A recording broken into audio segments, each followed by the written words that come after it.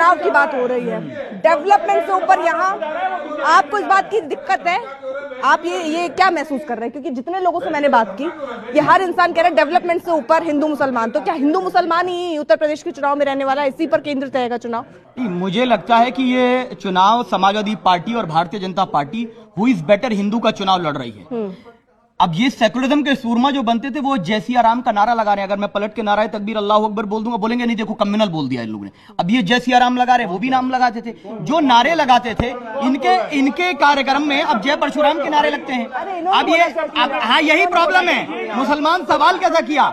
एक हमको बोलेगा इस्लामिक टेररिज्म बोलेगा, एक हमको बोलेगा आप सवाल कैसे किए। अरे 34 साल आपको वोट दिया, सवाल करेंगे, बीजेपी से भी करेंगे, आपसे भी करेंगे। ना नेशनलिज्म का सर्टिफिकेट बीजेपी से चाहिए और ना सेकुलरिज्म का सर्टिफिकेट हमें समाजवादी पार्टी या कांग्रेस से चाहिए। अब मुझे बता दीजिए पहली बार मुसलमानों पे बुलडोजर कब चला? 2013 के मुजफ्फरनगर दंगा पीड़ितों के कैंपों पर बुलडोजर चला अखिलेश यादव जी की सरकार में। पहली मॉब लिंचिंग गोमांस के नाम पर अखलाक की किसकी सरकार में हुई? समाजवादी पार्टी की सरकार में। आपकी सरकार में मुसलमानों पर अत्याचार शुरू हुआ सर। और आप मुझे बता दीजिए कि आपकी सरकार ने, आपने रिजर्वेशन का वादा किया, क्यों नहीं दिया? क्या कहा था? मुलायम सिंह जी ने कहा कि अखिलेश यादव अल्पसंख्यक विरोधी है। मेरी बात गलत हो सकती है, अरे जिनको आप नेता मानते हैं उन्होंने तो कहा था ना कि वो अल्पसंख्यक विरोधी हैं। और आप बता दीजिए, अगर मैं कह रहा हूं कि मेरा भी रिप्रेजेंटेशन होना चाहिए, आप राजभर की पार्टी से गठबंधन कर लेंगे, निषाद पार्टी से कर लेंगे, तमाम दलों से कर लेंगे, लेकिन जिस समाज का 20% वोट आप लेते हैं, 20% समाज का, ना तो उसका नाम लेते हैं आप। मुसलमानों पर इतना अत्याचार हुआ, मुझे एक फोटो दिखा दें और गलत साबित कर दें।